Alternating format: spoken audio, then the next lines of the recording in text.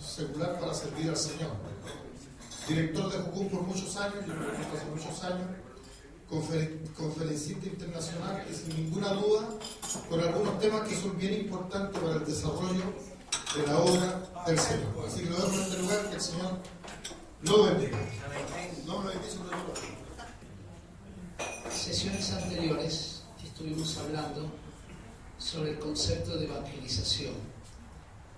Para los que no estuvieron, dijimos que evangelizar no es solo evangelizar personas, como hemos estado acostumbrados, aunque esto es muy importante e imprescindible en el concepto, pero también evangelizar es evangelizar el mundo de las ideas.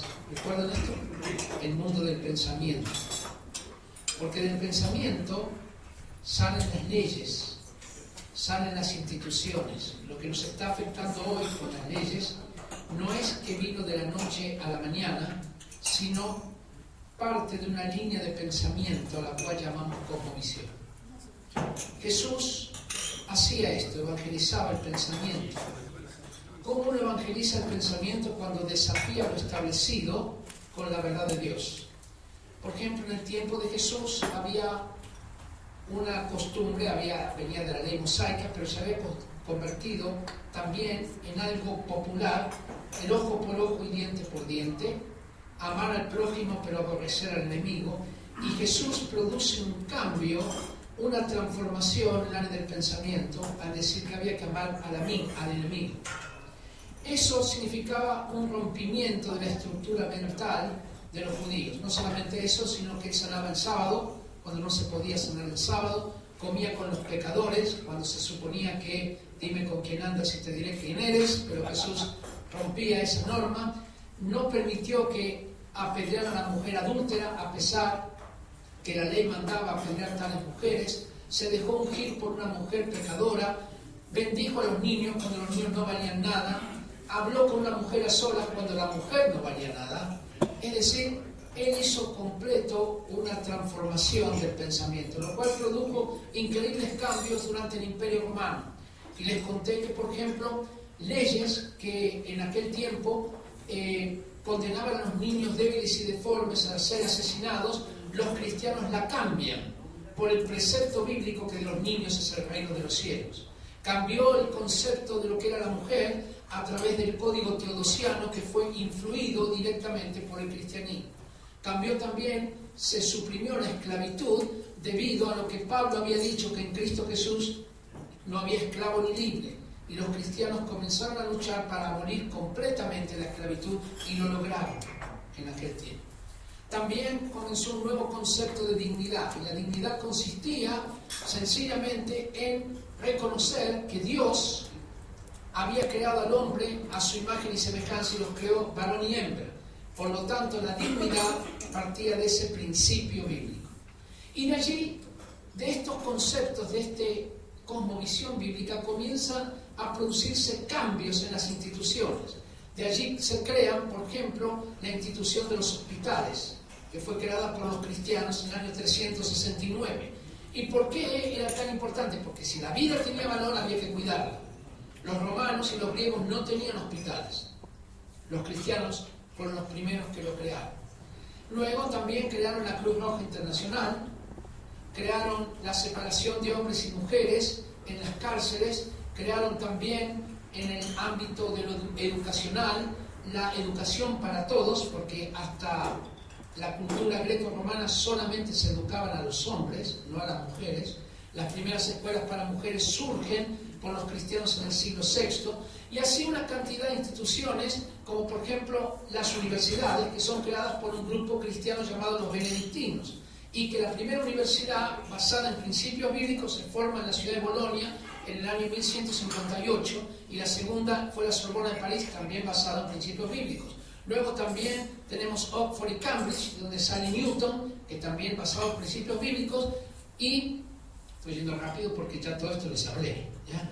Y también las universidades en Estados Unidos, como Harvard, Princeton, Yale, que no solamente son formadas en base a principios bíblicos, sino también son formadas por iglesias evangélicas. Entonces tenemos que decir, la transformación del pensamiento es esencial. Y de allí sale el concepto de cosmovisión bíblica.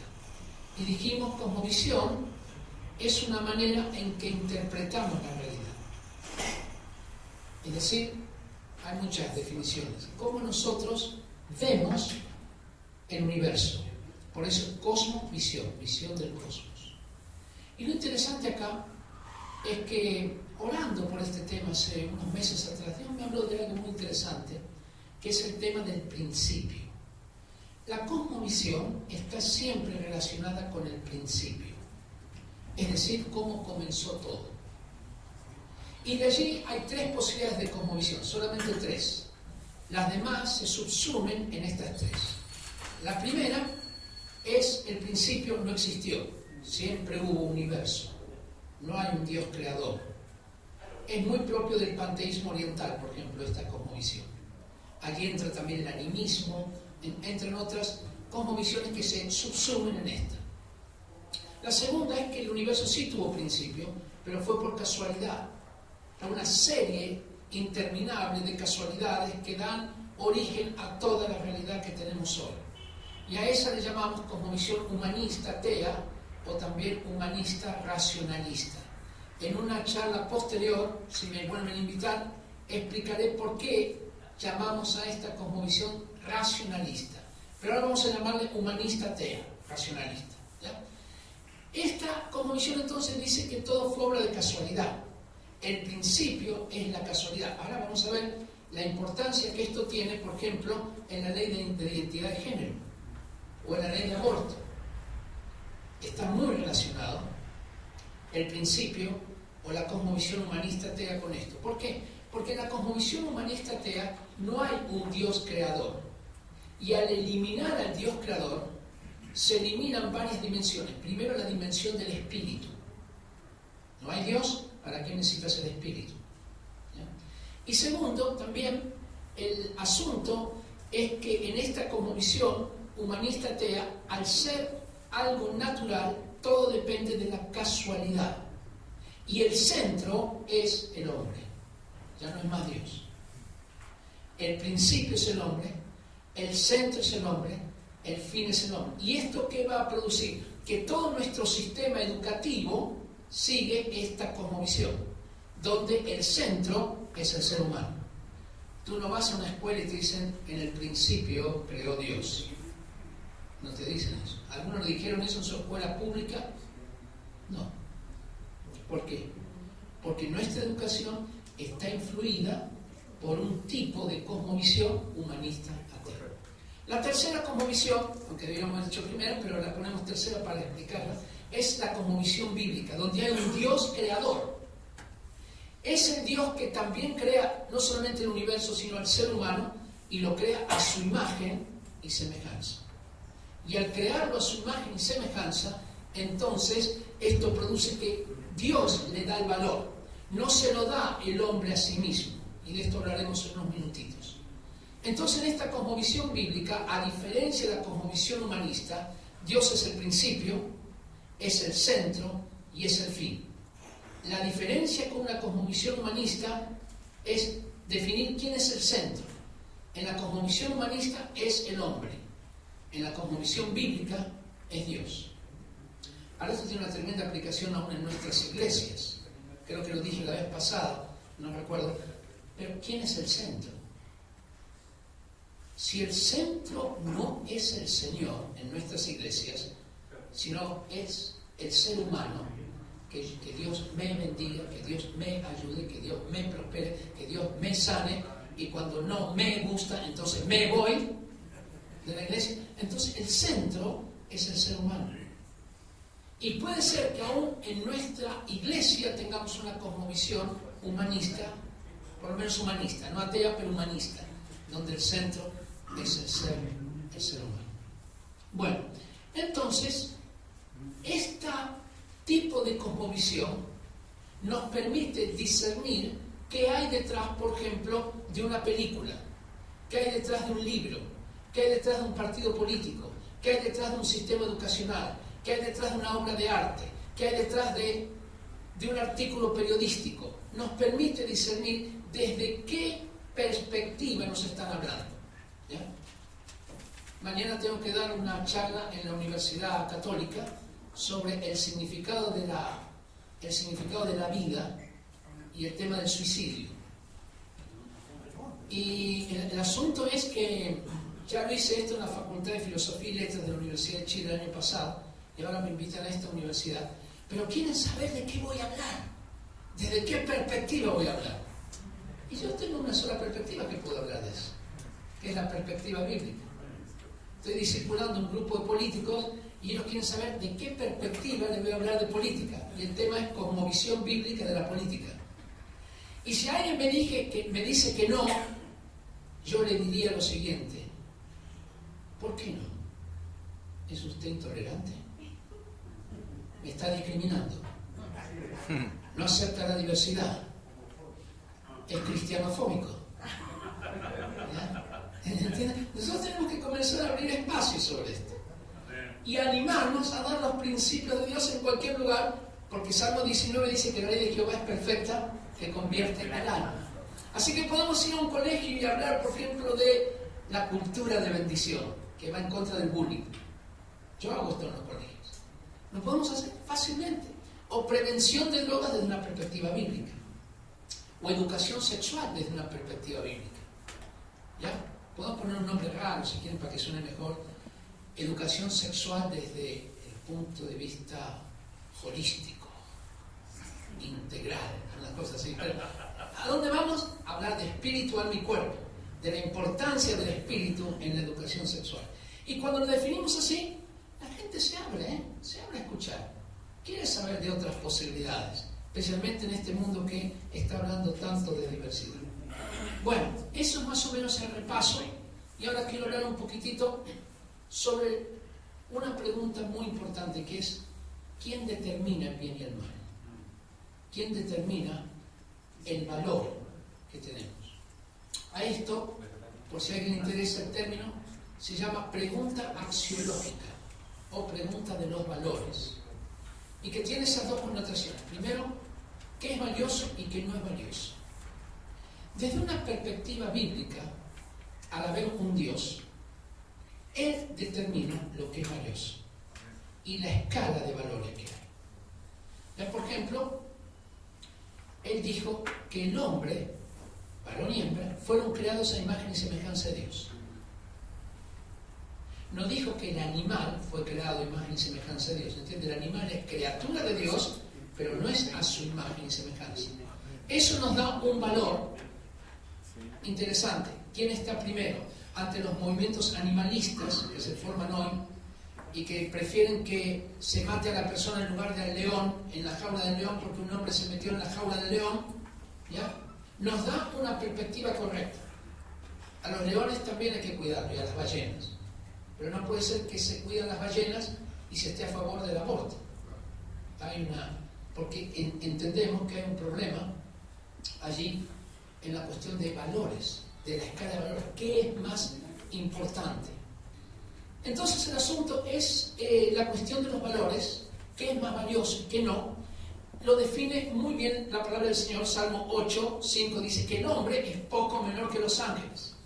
Y lo coronaste de gloria y de honra, y lo hiciste señorear sobre la sola de tus manos, y todo lo pusiste debajo de sus pies. Bueno, y sigue hablando, ¿no? Obviamente nosotros tenemos que ser responsables con la creación. Amén. Pero señoreamos sobre la creación. No hay que confundirse en esto. Porque lo otro es una cosmovisión panteísta. Yo estuve viviendo en India y me di cuenta, claro, que los animalitos, los ratones, viven casi igual que las personas, inclusive algunas veces más, porque tienen su propio templo, son dioses. Y entonces me doy cuenta que esos dioses tienen más valor que el hombre, y por lo tanto, donde hay que elegir, en algunos lugares de India, el ratón tendría más valor que un bebé, por ejemplo, porque el ratón es vehículo de un dios, que es Ganesh, el dios de la prosperidad. Entonces el asunto es que cuando nosotros tenemos claro que Dios estableció el valor, entonces estamos diciendo, este es el valor, Dios lo estableció. No es que lo establecemos nosotros, no es que lo establece el hombre, porque si no habría que preguntar al ratón a ver qué piensa también, ¿no? sino que hay una instancia superior que establece el valor. Es como si hay una orquesta sinfónica y hay una instancia superior que es el director de orquesta, que él establece el valor de los músicos, ¿ya? Y ustedes saben, hay 5 líneas de violinistas y viene un violinista nuevito y dice: yo quiero tocar en la primera fila. En la primera fila tocan los más experimentados. Y el director dice: no, usted va a tocar en la primera fila, pero en 20 años, porque ahora hay otros que tocan mejor que usted. Son más valiosos como músicos que usted. Eso lo determina la instancia superior. No lo determina cualquier persona, porque si no, es subjetivo el valor, no es objetivo. ¿Me explico en esto? Por eso tiene que existir esta instancia superior. Cuando nos dicen: ¿y por qué tiene que haber un Dios que determine el bien y el mal? Bueno, o que determine el valor. Sencillamente porque de lo contrario, cada uno estimaría que su valor es el más importante. Y ese sería un valor subjetivo. Yo diría que soy el más importante acá, y el pastor Soto me diría: no, usted no, soy yo. Y otro me diría: no, ninguno de ustedes dos. Porque cada uno estaría defendiendo su propio interés personal y el grupo que representa. Mire, interesante, Nietzsche, que era un escritor ateo, escribía en El Anticristo lo siguiente: el cristianismo ha difundido deliberadamente el veneno de la doctrina de los derechos iguales para todos. Por eso él estaba tan enojado con el cristianismo, porque había difundido un veneno, que todos somos iguales. Eso significa que se ha exacerbado el ánimo de la plebe contra nosotros, los aristócratas del pensamiento. ¿Quiénes nosotros? Nietzsche y los que pensaban como él, ¿ya? ¿Quién dice que ellos eran aristócratas del pensamiento? Adivine quién. Él. Es decir, yo soy uno de este grupo selecto llamado aristócratas del pensamiento, hombres liberales y alegres por el saber. ¿Quién le dijo a él que esos aristócratas son hombres liberales y que él es parte de eso? Adivine quién. Él. Es un valor subjetivo, ¿se da cuenta? Y sigue diciendo: es el atentado más monstruoso. Hoy nadie tiene la osadía de exigir los derechos de dominación. Es decir, que los aristócratas tienen el derecho de dominar a los demás, los aristócratas del pensamiento. Es decir, que él está incluido, que se incluyó a sí mismo, de los aristócratas del pensamiento, y se da a sí mismo el derecho de dominación sobre los demás. Y termina diciendo: el cristianismo es un insulto que los que se arrastran por el lodo, todos nosotros, dirigen al elevado, él y el grupo de aristócratas del saber. Ese es el problema. Cuando nosotros sacamos a Dios, no hay quien determine un valor objetivo. ¿Me explico? Todo es subjetivo. Todo es en base a conveniencia. Y entonces se comienza a producir una consecuencia también en determinar el bien y el mal. ¿Ya? Déjenme decir antes lo siguiente. Cuando nosotros hablamos del valor, un grupo dirá que es más valioso que el otro. Por ejemplo, los blancos dirán que son más valiosos que los negros. ¿Adivina quién dijo eso? Los blancos. Que valen más que el indígena. ¿Adivina quién dijo eso? Los blancos. Que el hombre vale más que la mujer. ¿Adivina quién dijo eso? Por varios siglos, los hombres. Que los ricos tienen más valor que los pobres. ¿Adivina quién dijo eso? Los ricos. Es decir, cada uno, se da cuenta, está defendiendo sus propios intereses, como hacía Nietzsche. También tiene que ver con el bien y el mal. Cuando uno entiende que hay un Dios, y es interesante porque esto lo estuve discutiendo en un debate con la doctora Cordero y el doctor Agostini, en un programa de televisión. Y me acuerdo que ellos me decían: el bien y el mal lo determina cada individuo. Nietzsche decía algo parecido. Cada uno tenía que crear su propio bien y su propio mal. Y yo les pregunté: ¿y qué pasa cuando el individuo se equivoca? Y ellos me dijeron: bueno, entonces la sociedad lo corrige y la sociedad establece el bien y el mal. Bueno, la pregunta para ellos fue obvia: ¿y qué pasa cuando la sociedad se equivoca? Bueno, hubo un silencio y pronto me cuentas que la sociedad no se equivoca. Le dije: ¿estás seguro? La sociedad alemana no se equivocó al elegir a Hitler y ayudar y dar el sostén moral a todo lo que fue el Holocausto. No se equivocó la sociedad sudafricana con el apartheid, no se equivocó la sociedad romana con la esclavitud. ¿Cuántos casos tenemos de sociedades que se equivocaron completamente? Y además, no hay sistema de bien y mal que no esté inspirado en un Dios. Históricamente, el ateísmo es un fenómeno propio del siglo XX. No es que no hubiera ateos, me explico, en la antigüedad, había, pero como escuela filosófica recién comienza en el siglo XX.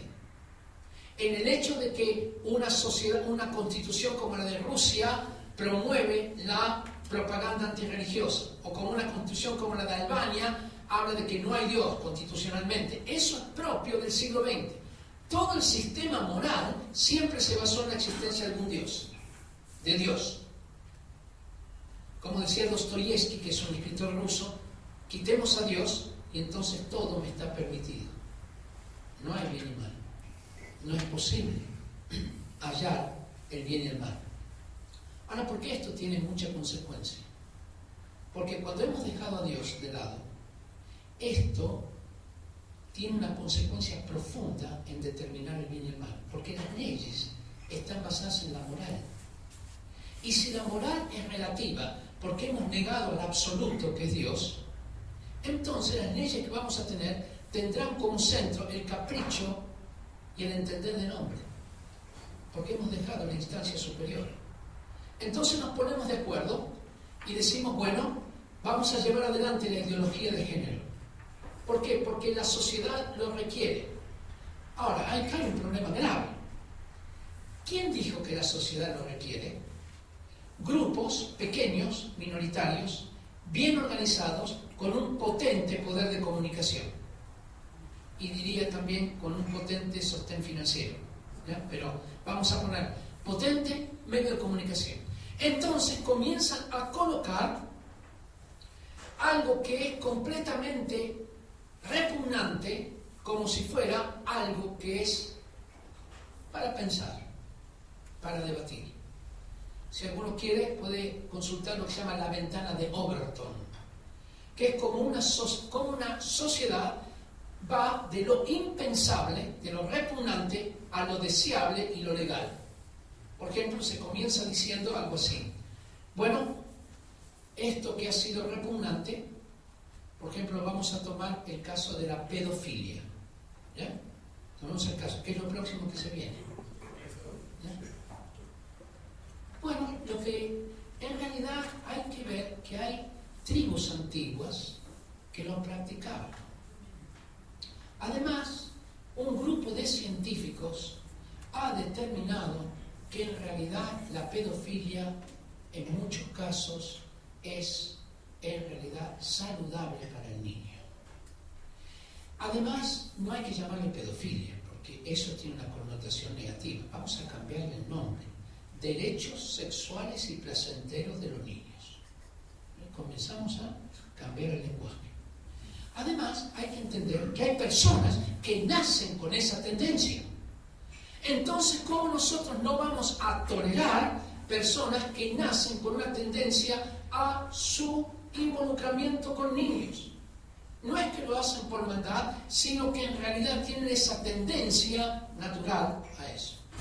También nuevos estudios científicos han comprobado, y allí seguimos. Para esto, a esa altura ya hay varios que practican la pedofilia entre las clases dirigentes, los artistas y los comunicadores, porque aquí los medios de comunicación tienen mucha importancia, que comienzan a decirle a la gente que en realidad este tema es debatible. Habría que entrar a debatir. Y se comienzan a nuevos estudios científicos, nuevas opiniones en los medios de comunicación, se empiezan a hacer películas, se coloca gente simpática, que es pedófila, pero es muy simpática, ¿no? Y son personajes, digamos, muy chéveres, muy, para usar una expresión venezolana, ¿no? Muy chéveres, son personajes muy simpáticos, te causan empatía el verlos. No son tan mala gente, ¿no? Y comienza esto a naturalizarse. Si tú te opones a esto, entonces eres un retrógrado intolerante. Y allí, de aquello que era repugnante, se comenzó a ser aceptable hasta llegar a ser la última fase legal, bajo obviamente ciertos parámetros. Por ejemplo, un parámetro va a ser bajar la edad en que los niños puedan tener relaciones sexuales, puedan elegir. Y se usarán argumentos como por ejemplo si ellos son imputables a una edad menor por un delito que cometieron, quiere decir que tienen conciencia también para decidir en el área de lo sexual. ¿Me explico? Si tienen edad para eso, también tendrían edad para la madurez en esta otra área. Amén. Y allí los medios de comunicación tendrán una importancia tremenda. Les he dado este ejemplo, pero en cualquier área. Fíjese la legalización de la marihuana. Yo me acuerdo que estaba escuchando un programa cuando fue aquella vez cuando arrestaron al hermano de Sergio Lagos, ¿recuerdan? Hace años atrás. Y se empezó a discutir a raíz de ese caso la legalización de la marihuana porque lo sorprendieron a él con marihuana. Y comenzaron a decir, a ver, yo creo que estamos de acuerdo. Y todo el panel, era el Canal 4, Canal 5, estaba de acuerdo con legalizar la marihuana. Sacaron un periodista a la calle a preguntarle a la gente, ¿qué piensa la gente de legalizar la marihuana? ¿Qué piensa usted de legalizar la marihuana? No, decía. ¿Y usted? No.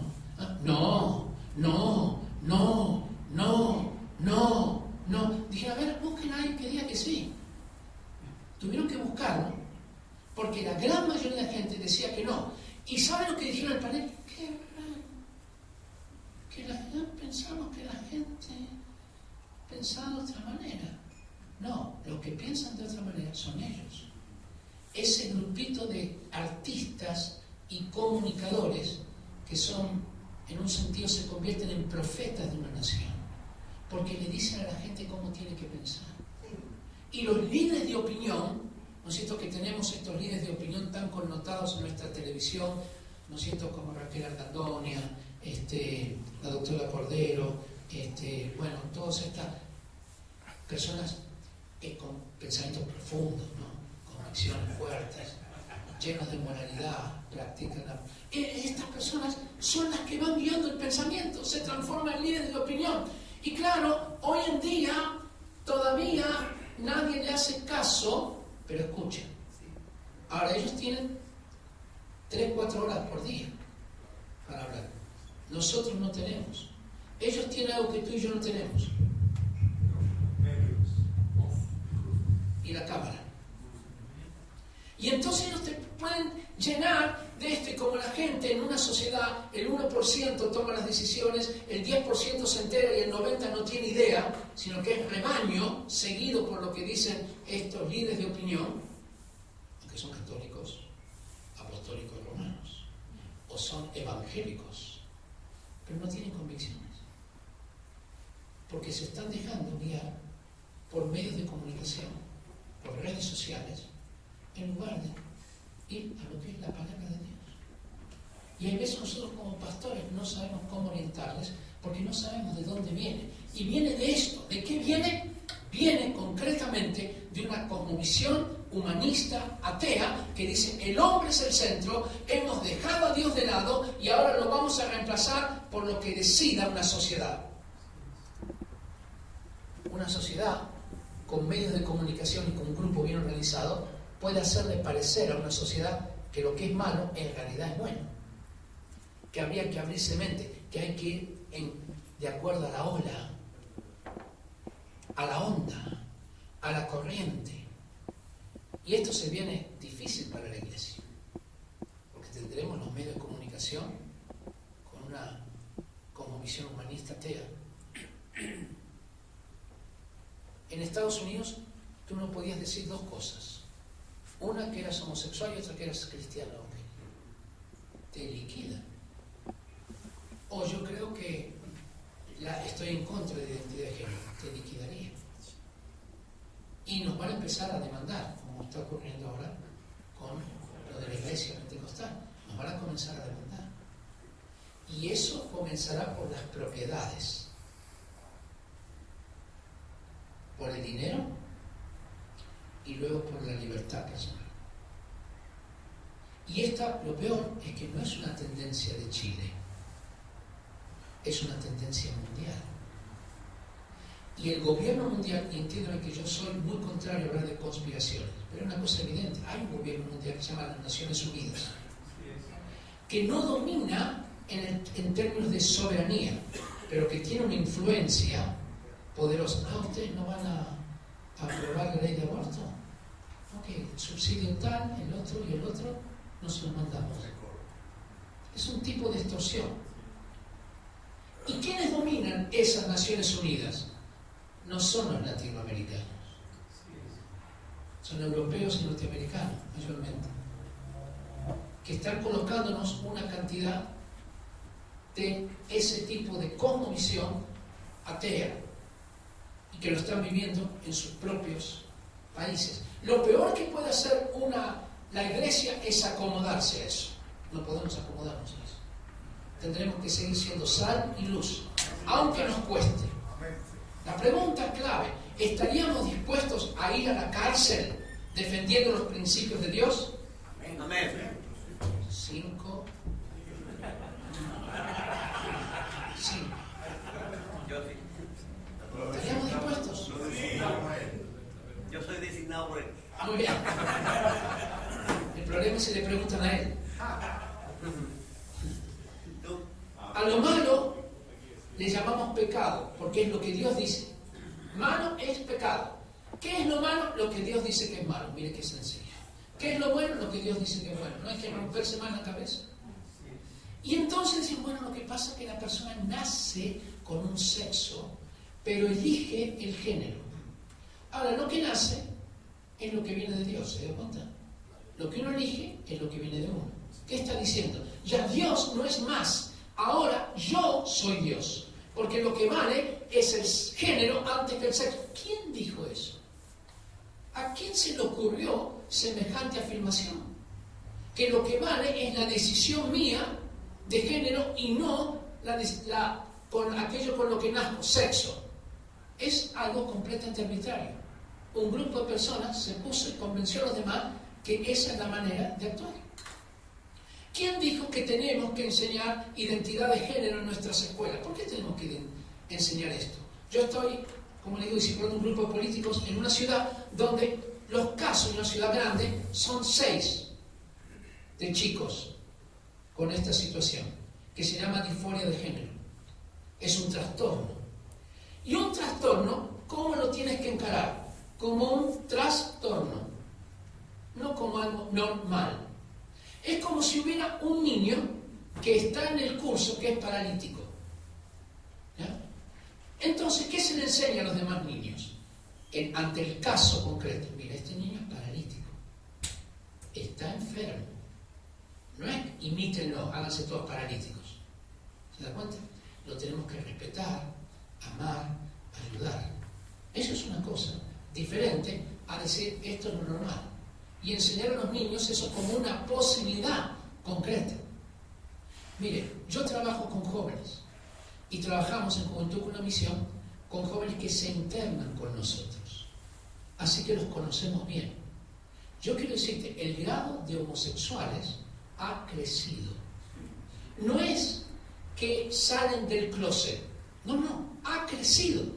Porque el asunto es que muchos jóvenes tuvieron problemas de identidad con su sexo, pero ahí tenían los padres que le decían, no hijo, tú eres varón, o quiero encauzarte por acá, porque los padres tenían los conceptos claros. ¿Y de dónde sacaron los conceptos claros?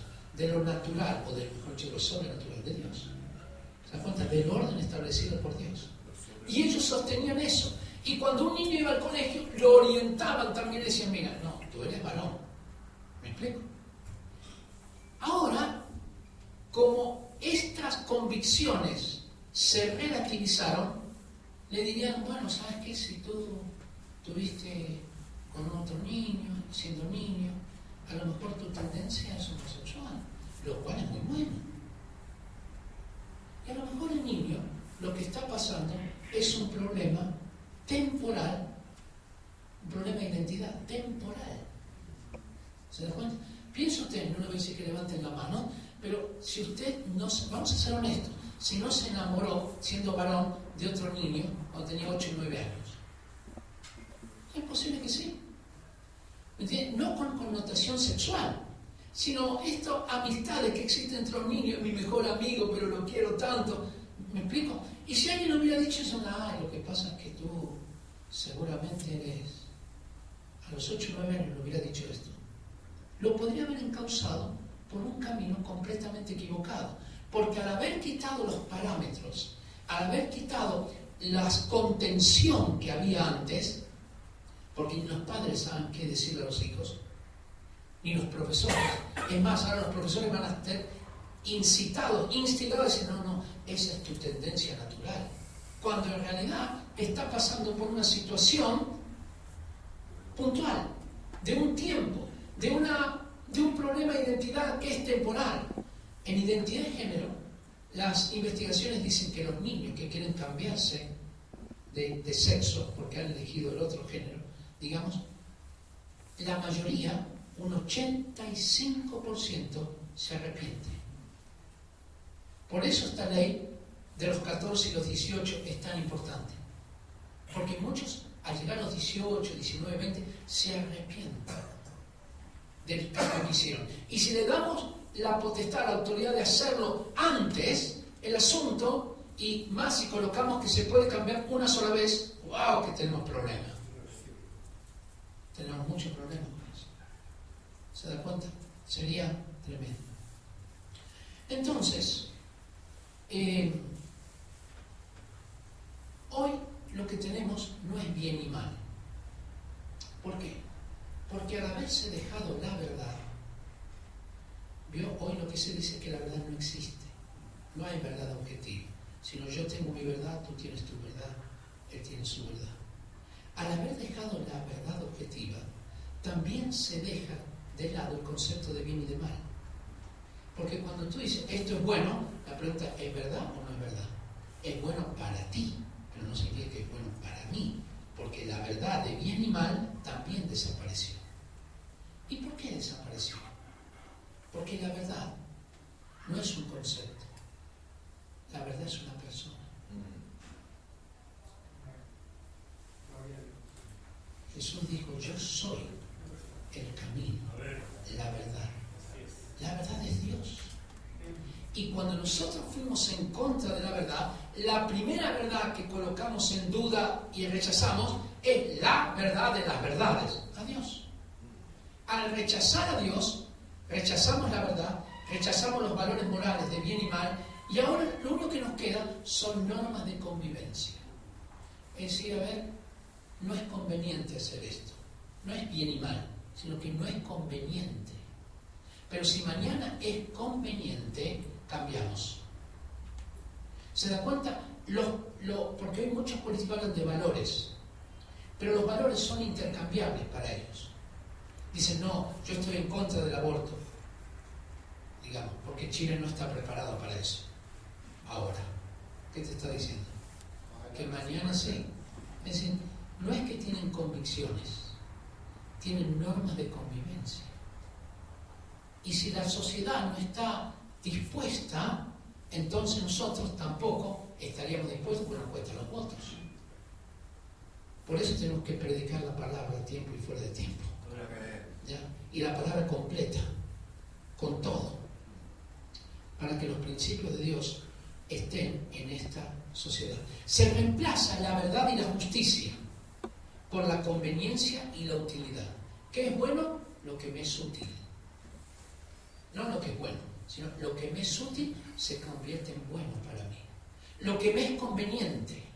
Ahora, no importa si es conveniente para ti, lo importante es que sea conveniente para mí, porque ahora la verdad es mi verdad y tu verdad es tu verdad, y si colisionan, mala suerte. Y esto nos lleva a un individualismo mucho más profundo, ¿se da cuenta? Porque yo no estoy viendo por la verdad, estoy viendo por mi verdad. ¿Y qué es mi verdad? Lo que me conviene a mí. Lo que me es útil a mí. Y si no me es útil a mí, entonces no es verdad para mí. Y esto es un caos. Hacia allá vamos. Hacia allá vamos. Por eso luchamos por la verdad. Nietzsche decía, cada persona debería crear su propio bien y su propio mal. ¡Wow! Pobrecita la sociedad si cada uno hace eso. ¿Ya?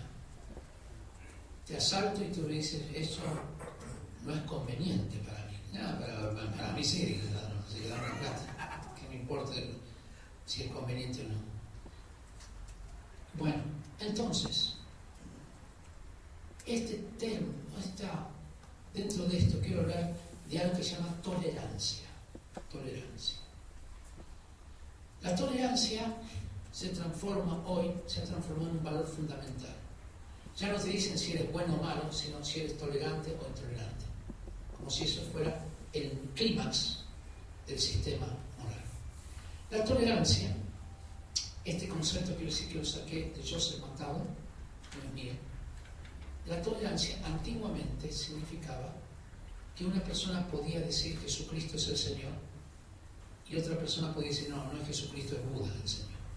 Pero los dos tenían derecho a expresarse y tenían que respetarse.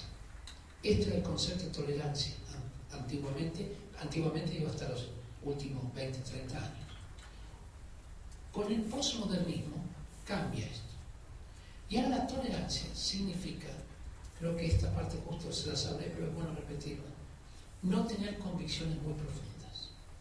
Eso es tolerancia. Y menos pronunciarlas.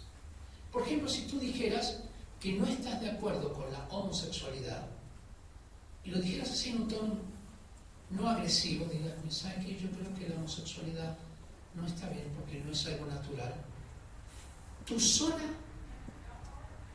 sola expresión de esa frase sería catalogada como intolerante.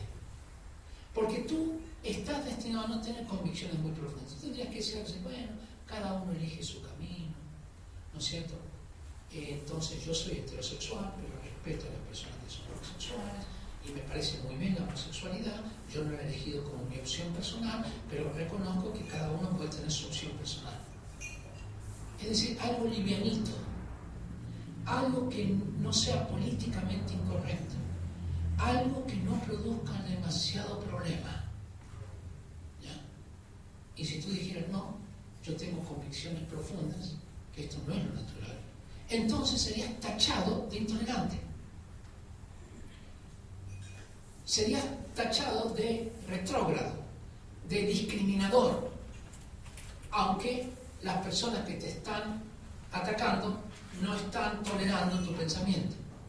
Y entonces se da lo que se llama la intolerancia de los tolerantes, que quieren ser más tolerantes al ser intolerantes con los que son, ellos piensan que son intolerantes en busca de la tolerancia.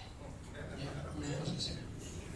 Entonces el asunto es que tolerancia se convirtió en esto, ausencia de convicción. Y esto es lo que no podemos tener como cristianos, ausencia de convicciones. Sí, perdón, está terrible.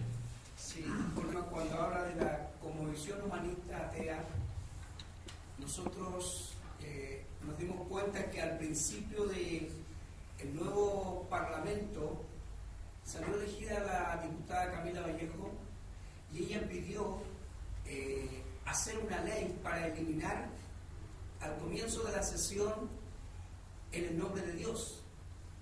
Y hace muy poco, con esta controversia que hay si el arzobispo de Santiago o el cardenal Esati preside el Te Deum, ya hay voces en el Senado y en la Cámara de Diputados que piden eliminar el Te Deum. Y eso va a ir significando de que en un momento va a bastar con que ellos se pongan de acuerdo y decir, eliminamos la iglesia tanto, eliminamos esto. Entonces creo que un poco nosotros como pastores debemos enseñar a la iglesia por quién votar. La gente muchas veces vota por, como usted decía, personas buenas, pero que son pedófilos, son gente que tiene un pensamiento que aleja a los demás de Dios, y muchas veces hermanos de las iglesias se sacan fotos con candidatos comunistas y los ponen en sus casas porque ellos autorizaron, pero no saben el trasfondo del pensamiento de un comunista. Creo que allá debemos apuntar y trabajar en abrir los ojos de nuestros hermanos. Interesante que en la octava región, hasta antes de esta elección, ganaban siempre los... había muchos evangélicos comunistas, ¿cierto? Claro, era la zona del carbón, entendemos la problemática que hay allí. Pero el asunto es que necesitamos una cosmovisión muy concreta para entender que no es una cuestión de simpatía, que es una cuestión de cosmovisión, ¿ya? Es decir, nosotros podemos estar muy simpáticos con muchos políticos y hasta caernos bien, pero cuando hablamos de su cosmovisión tenemos que ser muy claritos en esto, ¿eh? Sí. El ministro de Alemania dijo: lo que ocurre en Alemania, porque Europa va derecho a ser musulmana, se cree que de aquí a 10 años va a ser musulmana. Entonces dijo: lo que necesitamos es volver a Dios. Y Gorbachev antes fue al Vaticano y le pidió autorización al Papa para dirigirse a la gente que se junta ahí en la Ciudad Vaticana. Y dijo: Rusia está así, pues los tiempos horribles de Rusia, está así porque negamos a Dios y nos alejamos de Dios. Solzhenitsyn, que era un escritor ruso, había advertido de esto. Trump, no sé si coherente o no, porque no entro a discutir su persona, pero también está hablando de eso. No sé si es consecuente con eso es otra cosa, pero el asunto es que hoy estamos ante dos ideologías. Entonces esta quedaría bastante atrás, porque la cosmovisión panteísta dice que no hubo comienzo, por eso Dios es como una energía. Bueno, pero es otra cosa. Entonces se están confrontando dos ideologías. Más el modernismo propio del humanismo ha sido, en un sentido, llegó a su máxima expresión a través del posmodernismo. Porque el modernismo decía que había una verdad, solamente que la verdad no la daba Dios, sino que la daba la razón humana. Otra tontería, ¿no? Porque la razón humana, para dar toda la verdad, tendría que conocer toda la verdad, si no, no puede dar toda la verdad. ¿No es cierto? Pero por lo menos la razón, como nació en Europa este movimiento, al principio se identificaba bastante con la moral cristiana. Pero con el posmodernismo es que no hay verdad, por lo tanto no hay moral, sino cada uno tiene que elegir su moral, cada uno tiene que elegir su propio bien y su propio mal, ya sea en forma individual o como sociedad. Entonces el asunto es que esto está produciendo una desintegración. Algunos lo advierten y otros no lo advierten. Los que lo advierten, aunque sean ateos, dirían: vuélvase a Dios, porque es lo que nos da estabilidad. Aunque ellos mismos no creyeran en Dios, se dan cuenta que hay algo así. Es como esta pareja de homosexuales que dijo: somos homosexuales, pero creemos que la familia es lo importante en la sociedad y nosotros no somos familia. Eran esos modistos italianos que después los persiguieron y todo esto, ¿no? Entonces el asunto es que hay gente que se da cuenta que las sociedades van hacia una desintegración al faltar el concepto de verdad. El concepto de postmodernista se llama relato o narrativa, que significa que hoy uno plantea algo como si fuera verdad, pero no es verdad. Es solamente en base a sus propios intereses o el de su grupo. Eso es lo que está ocurriendo hoy. Se está planteando. ¿Y qué dicen los postmodernistas? La verdad estará en el que hable, comunique mejor y más fuerte. Si no comunica, no existe. Por eso la comunicación es muy importante. Nosotros tendremos que hablar. Y cuando notamos en la Biblia, esto es interesante ver los verbos que usa la Biblia: hablar, proclamar, predicar, alabar, bendecir. Todas cosas que se hacen con la lengua. Es decir, muy importante es hablar, muy importante es expresarnos. Porque hoy en el posmodernismo lo que no se expresa no existe, lo que no se comunica no existe. ¿Ya? Por eso la iglesia tiene que estar donde tiene que estar, proclamando la verdad. Vamos allá, después allá. Quería preguntarle cómo instalamos este discurso en nuestra sociedad. Porque la iglesia medianamente, por siglos, por lo menos en Chile ya tenemos iglesia hace rato, pero no tenemos una iglesia que se haya preparado para estar en ninguna instancia que le permita tener un intercomunicador válido. Muy bien. Entonces, yo me da la impresión, o de pronto pienso que se genera una especie de dicotomía entre este llamamiento al arrepentimiento y a este Jesús que los recibe a todos, que los acoge a todos, y entre ellos los homosexuales, que Dios los acoge, sin duda, y puede perdonar su pecado, puede haber una transformación y todo. Es un discurso al interior de la iglesia, un discurso que invita a todo el mundo a venir a Cristo, pero a la vez necesitamos instalar un discurso afuera que diga que esto está mal. Claro. Entonces ahí se nos crea una dicotomía, o sea, habría que definir cuál es el campo de acción y cuál va a ser el discurso, porque si radicalizamos el discurso en oponernos a, porque esto está mal, ¿cierto? Entonces también ese discurso radical tendría que estar en nuestro púlpito, y entonces ya no sería la invitación abierta a venir aquí. Quiero centrarme en la primera parte. ¿Cómo lo hacemos? Primero, necesitamos, porque no estamos hablando solamente de política, necesitamos entrar a estudiar profundamente. Y quizás nosotros tenemos la oportunidad de hacerlo, pero hay que incentivar a nuestros jóvenes. Ahora, el problema con mucho estudio, los jóvenes pueden apartarse de la fe, hay que decirlo como es. Entonces hay que crearles un fundamento bíblico anterior a eso. ¿Ya? La importancia de moverse en el Espíritu Santo. El Espíritu Santo tiene que estar presente en todo lo que hacemos. Cuando una persona ha tenido experiencia con el Espíritu Santo, vas a la universidad y la universidad te rebota, porque tú te das cuenta que tienes una realidad mayor a todo el razonamiento de una universidad. Y si tienes además elementos intelectuales para confrontar eso, ya realmente nuestros jóvenes no se apartan. Entonces yo creo que hay que animar a nuestros jóvenes a estudiar, pero nosotros como pastores también tenemos que estudiar. Ahora quiero decir que yo veo que en los últimos años ha habido un cambio en la iglesia. Yo lo vi en marzo del 2015, como comenzó a haber un cambio. Y está cada vez progresando más y más. El hecho que ustedes me inviten aquí es algo de eso. Antes nadie me hubiera invitado a hablar de este tema, porque la iglesia no se tiene que meter ni en política, no se tiene que meter en esto, no se tiene que meter en otro. El próximo tema que hablaremos será la iglesia y la política, si le parece. Ya creo que va a ser un tema interesante. Pero esa dicotomía todavía estamos en estudio, cómo hacerla, porque la reconozco, que hay. Sería largo ahora hablarte, quizás lo puedo hablar personalmente, las cosas que pienso, pero no tengo toda la solución. Ante todo, lo felicito por la exposición, muy buena.